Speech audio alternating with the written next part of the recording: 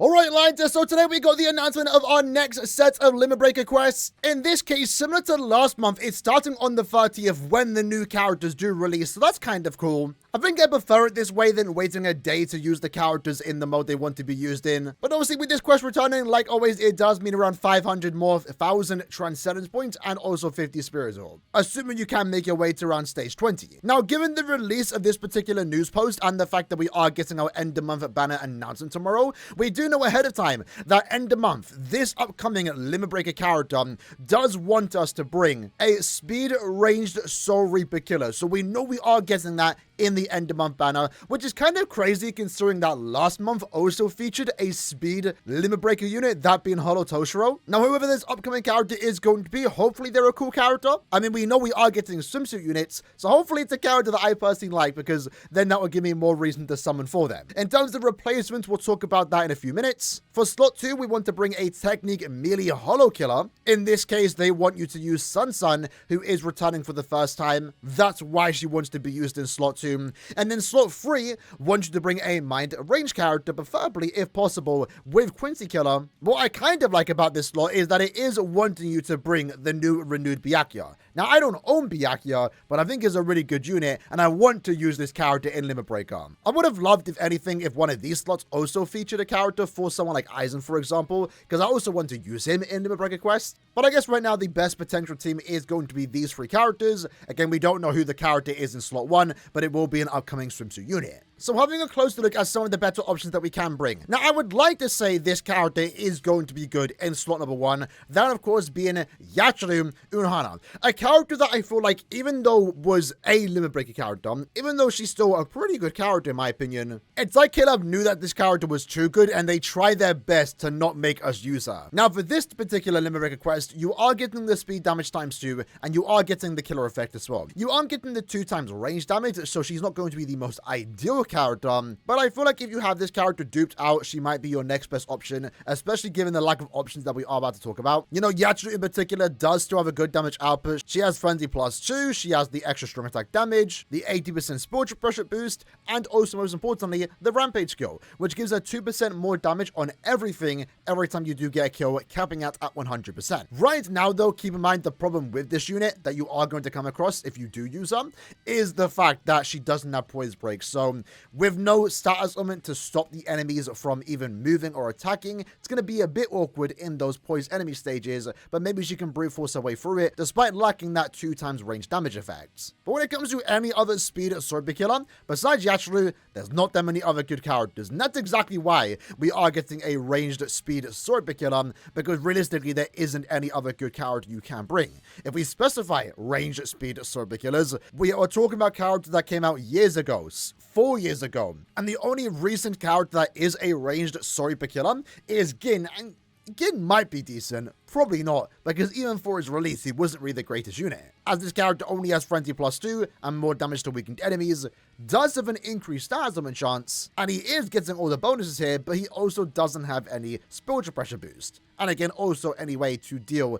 with enemies that have poise. So with that in mind, your next best thing that you could potentially do is bring a ranged speed character. Options don't open up widely, but there is potential 2 characters you can use. I want to say Toshiro would be a decent character here if you have pulled him. Keep in mind he doesn't get like the max damage bonuses because he doesn't have the sword killer. He does have Hollow, and that is going to affect his increased status and chance. But I guess if you are bringing Byakuya or a potential 3rd character in slot 3 that is a Soul Reaper, he does get an extra 10% strong attack damage. And a 3rd optional character that you can use, and I'm very curious to see how this character would perform in a Limit Breaker quest, is Full Hollow Ichigo. Now, the reason why you can use him is because he does have an increased status and chance against Soul Reapers. In that case, it's Weakening Plus. He has an EX skill. If you decide to use your Soul Bomb on this character stage, it is going to lower their defense by 80%. Also inflicts Weakening, and then he has Weakened Defense. When you use this character's Soul Bomb, you should be doing a lot of damage. But obviously, because he is a Guild Quest character, you know, outside of Guild Quest, he doesn't have Frenzy +3. Only Frenzy +2, and the character doesn't have really any built-in strong attack damage increase,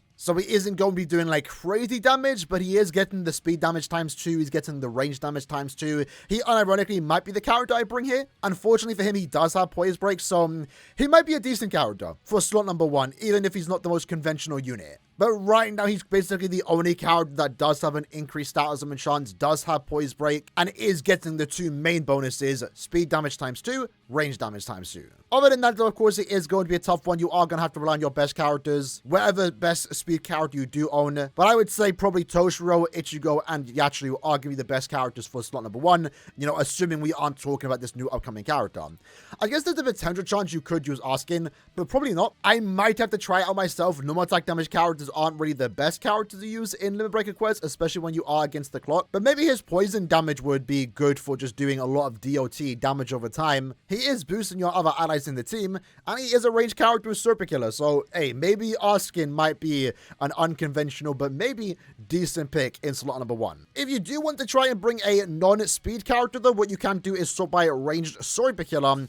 And in that case, Giselle wouldn't have been the worst character. Like, unironically, you probably could have brought her, but given that this upcoming character is a speed unit, we are going against power enemies. So in that case, Giselle's damage is going to be nerfed here, given that she won't have attribute advantage. She'll have attribute disadvantage, but she will have an increased thousand chance with dominate. Maybe you can make Giselle work. I might do it. I might try, see how it goes. And I guess in this case, the more dupes you have of the character, the better, because you are being nerfed here due to the attribute disadvantage. And I guess if you're somewhat new, you might want to try this. Again, quite the weird one to use here, but hear me out. He doesn't get the speed damage ×2. He doesn't get the killer effect, but let's just say worst case scenario, this is the best character you can use.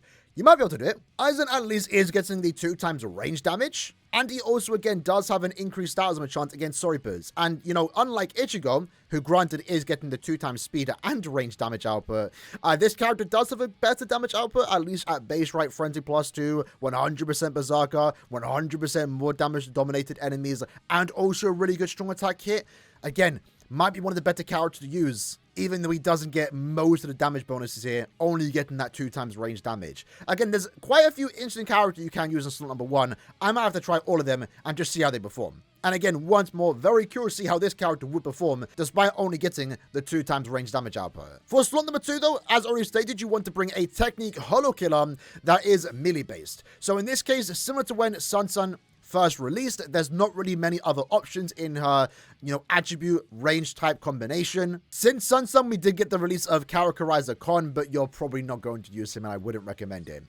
So Sun's gonna be the best character here. She does have Holo Killer Plus. She's a mini character. She has an EX skill that provides barrier for your teammates, and she also does have an increased thousand chance against Holos, in which she can inflict paralysis. So that means you just stop the enemies in place and deal a lot of damage. Although, fortunately for us, similar to when Sun first released, right, you don't need to use Sun, because what you can do instead is just bring good or reliable, like always, 9th anniversary Grammy. Like always, the more dupes the character you have, the better. And even if you have Sun, again, similar to the first time Sun released, you can probably just bring Grammy and be better off with him. Especially if this upcoming banner does feature a potential Quincy, and that is the ranged Serpent Killer, then that would mean that this character is going to potentially buff said upcoming unit, assuming that character is a Quincy. But yeah, slot 2 is definitely going to be the easy pick. I would like to say everyone is going to have Grammy. He was choosable in the 100 million download celebration summon ticket, and he was also the best option there. So if you do have access to Grammy, yeah, slot 2 is definitely going to be a very easy time. So easy, I don't really need to talk about any other characters, but are there any other characters? I guess there's Quincy Ichigo, but